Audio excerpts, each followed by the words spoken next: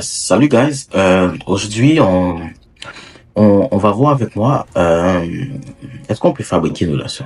Non, je pense pas. Est-ce qu'on peut on peut améliorer une relation, on peut construire une relation si on veut, on peut travailler sur une relation, mais fabriquer une relation je pense pas. OK.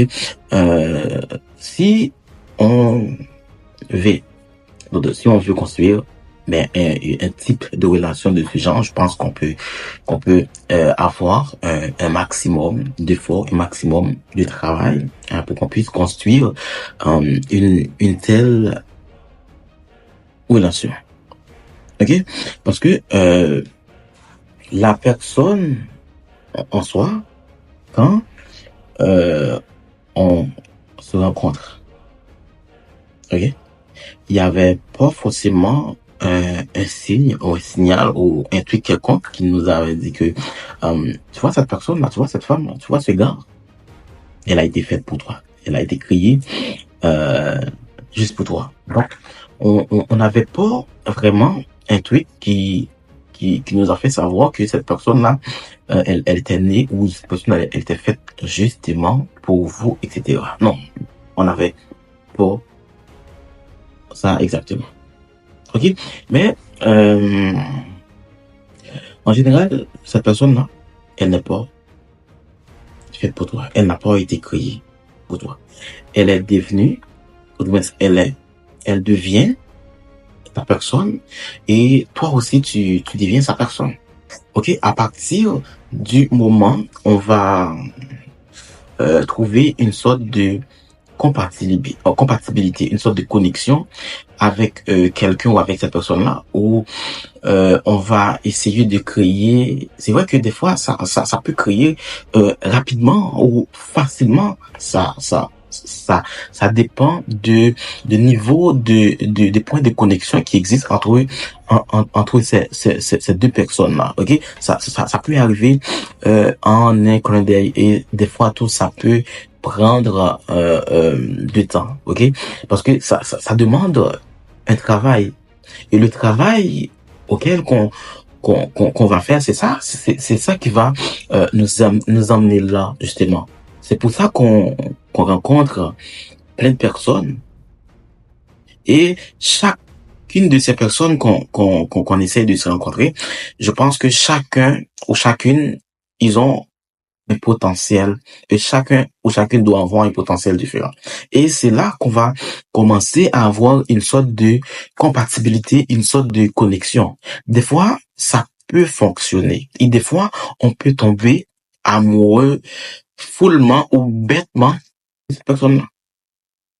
Parce que on est tombé amoureux du potentiel qu'on voit chez quelqu'un, potentiel qu'on voit chez cette femme-là ou chez ce gars-là. Parfois, on se dit, mais je comprends pas. Tu comprends? Parce que il y avait tout pour que ça fonctionne. Et bien sûr, il y avait tout pour que ça fonctionne. Je sais que des fois, ça paraît un peu bizarre pour vous. Et en général, c'est des choses qu'on qu'on doit pouvoir vivre avec ça. C'est vrai que des fois, ça se peut qu'on manque une chose.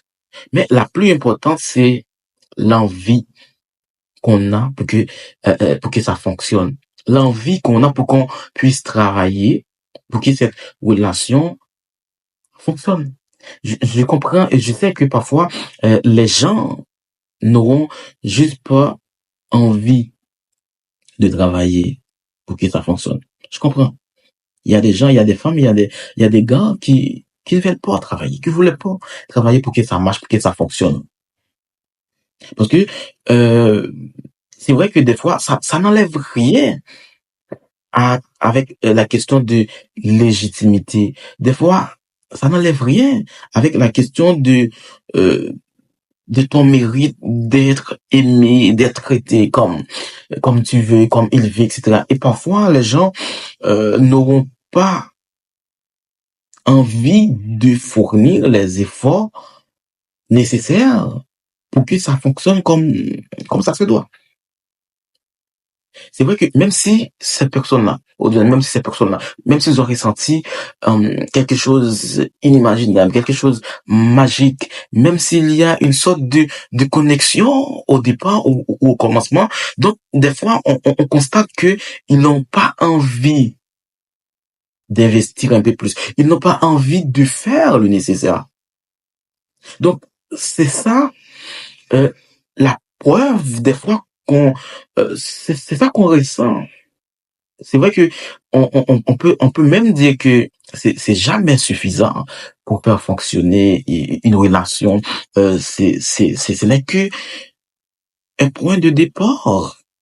Des fois, tout le reste, il faut qu'on fasse ce travail-là. Ça demande du travail, là. Ça demande beaucoup de travail. Et c'est pour ça qu'on n'a pas le choix de fournir mutuellement pour que ça fonctionne. Parce que si par exemple, si moi, je fournis beaucoup, alors que l'autre personne qui est en face de moi, ou bien l'autre personne qui est avec moi, il n'a pas fourni assez d'efforts pour que ça marche, pour que ça fonctionne. Donc, il va y avoir une sorte euh, d'équitable. Il faut que ce soit équilibré quelque part. Si par exemple, on a une sorte d'équilibre de ce que moi je peux faire pour que ça fonctionne ou de ce que toi tu es capable de faire pour que ça fonctionne. Et c'est sûr que si par exemple on a mis ces efforts-là, je pense que avec le temps, ok, ça peut c'est vrai que ça peut générer une sorte de frustration, ça peut générer une sorte de colère, ça se peut que ça se peut que ça dégénère une sorte de traumatisme, une sorte de colère. Parfois même ça peut entraîner une sorte de haine. Si je vois que c'est moi qui a plus envie, c'est moi qui donne, c'est moi qui mets tous mes efforts, etc. Des fois, on peut ressentir une sorte de haine parce que c'est l'un qui donne plus que l'autre. Et c'est pour ça qu'on essaye de faire une sorte d'équilibrer les choses. Et quand on essaie de faire ça, je pense que à ce moment-là, on va être sur la même longueur d'onde et c'est ça. C'est là qu'on va commencer à voir le résultat de ce qu'on peut construire ensemble, de ce qu'on peut travailler pour qu'on puisse avoir le résultat qu'on devrait y avoir. Merci, gars. C'était juste mon podcast pour aujourd'hui. À bientôt.